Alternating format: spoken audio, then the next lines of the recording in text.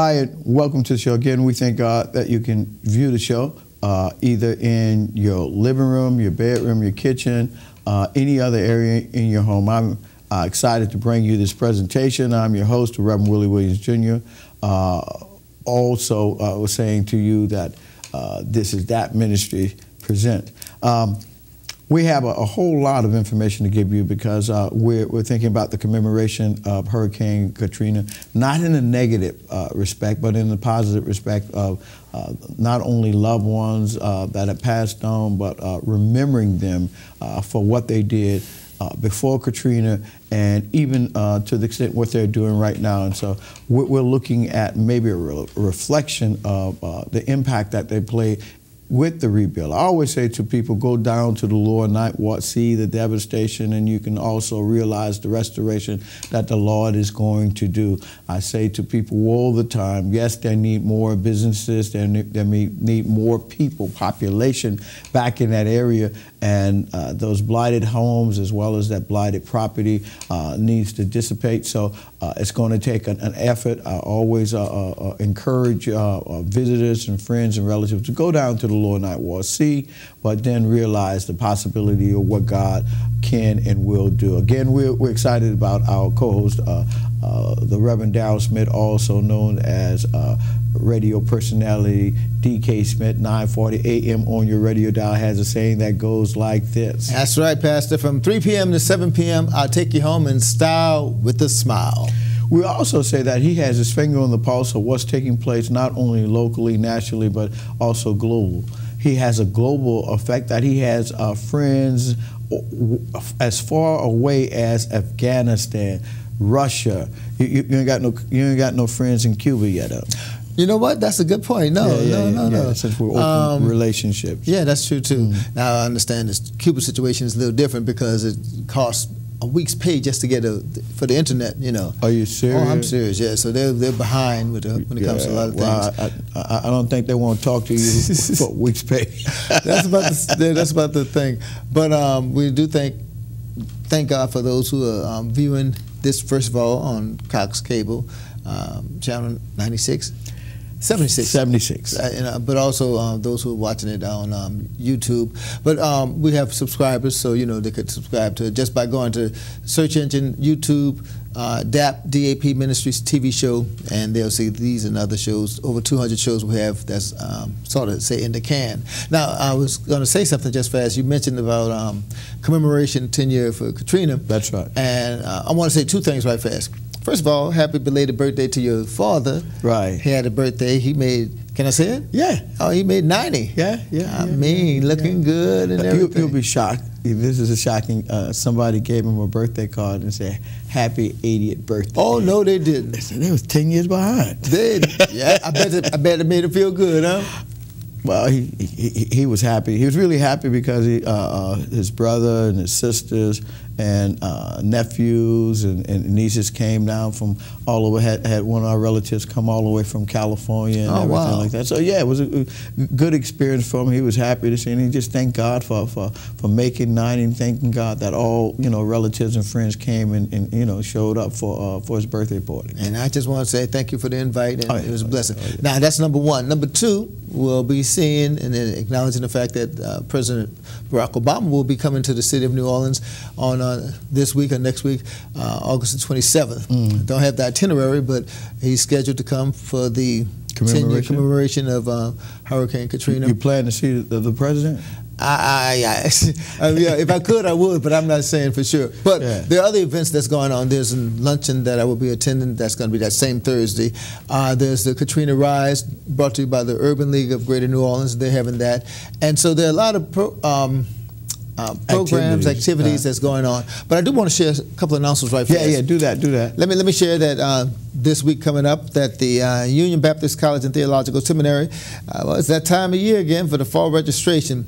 Registration for the fall semester will be held on Tuesday, August 25th from 2 p.m. to 6 p.m., on Wednesday, August 26th from 3 p.m. to 7 p.m., and on Thursday, August the 27th from 2 p.m. to 6 p.m.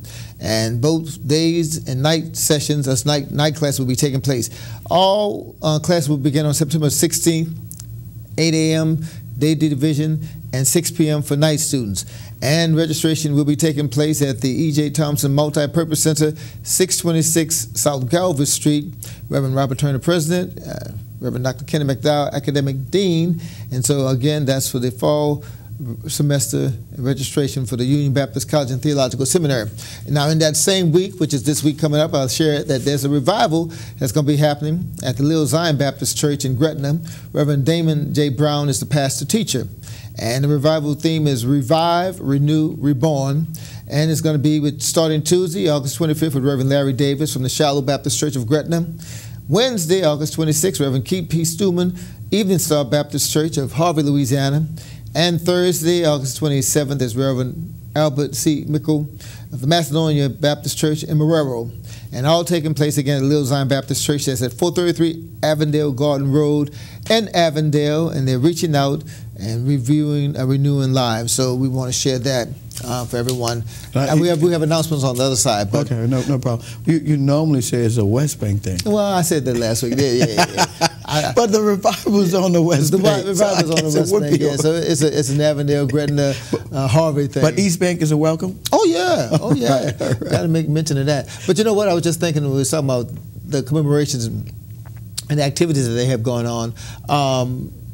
You know, I guess you could say look at the newspaper, follow the news, but how can I say it? I don't want to say I'm looking forward, you know, to it, but I'm just thankful for the fact that we can look back and see how far the Lord has brought us from. I don't know. I'm glad you went there, because a lot of times you think about, we're survivors of Hurricane Bessie, and the good thing about it, there's no commemoration for Bessie because it wasn't as devastating. Remember Bessie? Oh, yeah. We survived it, and it didn't take as long as Katrina to get back into your houses and stuff. So the damage was an impacted damage on our community, but not as severe as Katrina. So when you say not looking forward, is like maybe it is something to look forward to see some of those individuals, because what the mayor is doing, the mayor is going to Atlanta and Houston, right, and going to talk to those citizens that now reside in those cities, and asking them to return. Yeah.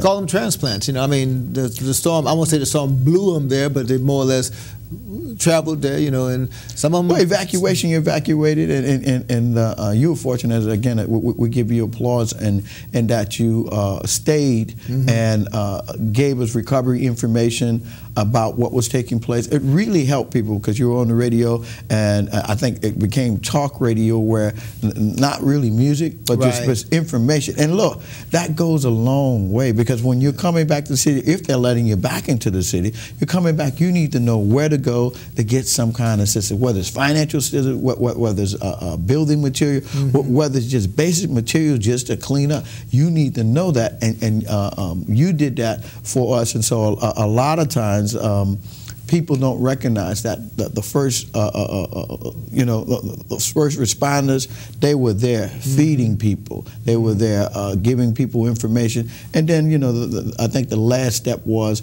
getting financial assistance to help with your rebuild. Right. And you know what? And I'd say, okay, when it happened, my mindset, and this is my honest opinion, my mindset was saying what was going to be like in 5 years. You know, I was like, so, wow, in 5 years. But you know what? It took more than 5 years. Well, we talked about that when we got an opportunity to come back to the studio, start doing shows. Right. Really, that's how you became the co-host, because you was committed to coming back and stuff like that, and you come back on the air, giving information, information about contractors and all those other things.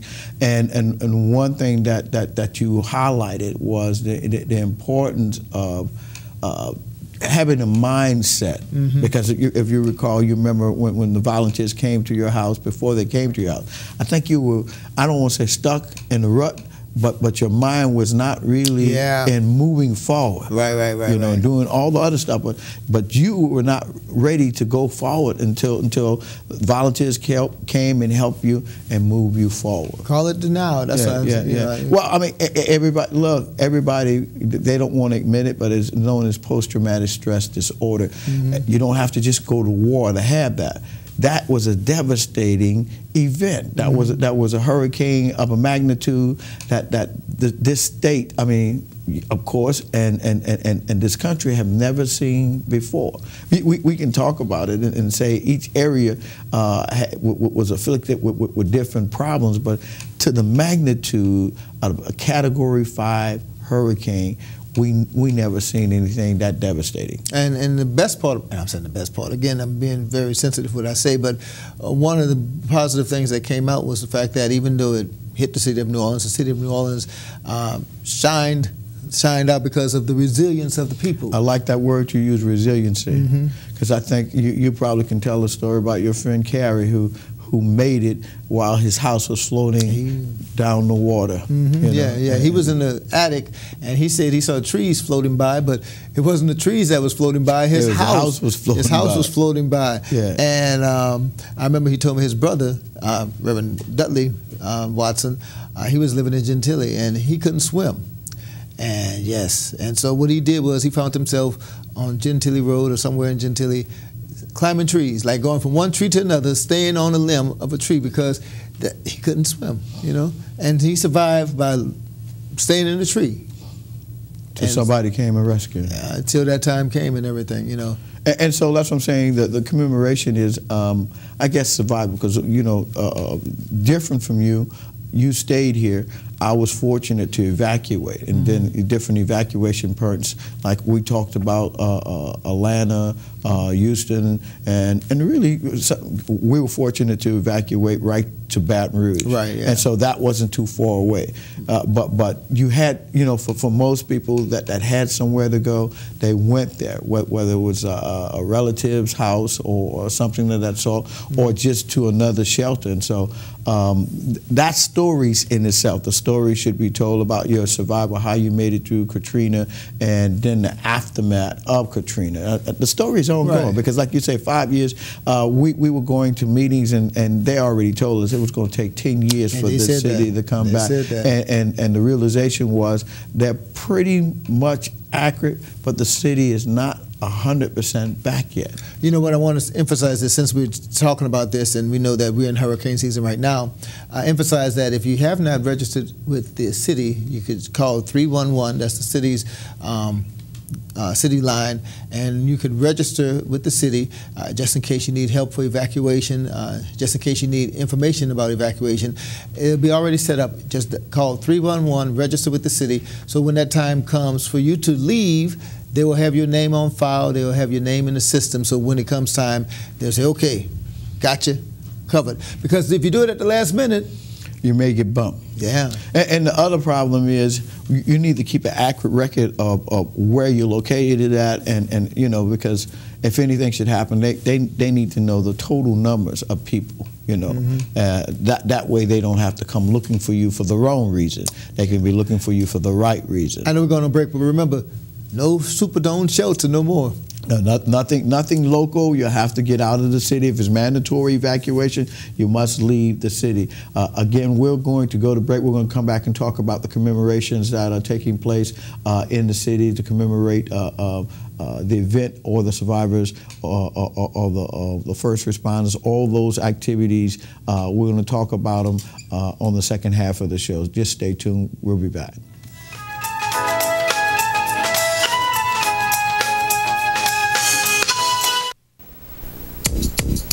Poor nutrition today will increase Sarah's chances of anemia, add to her healthcare costs, sick days, even stunt her ability to learn. And the thing is, Sarah's not even born yet. Get proper nutrition before it's too late. Call or visit WIC. WIC provides nutrition information, healthcare referrals, even food. Your child has you, and you have WIC.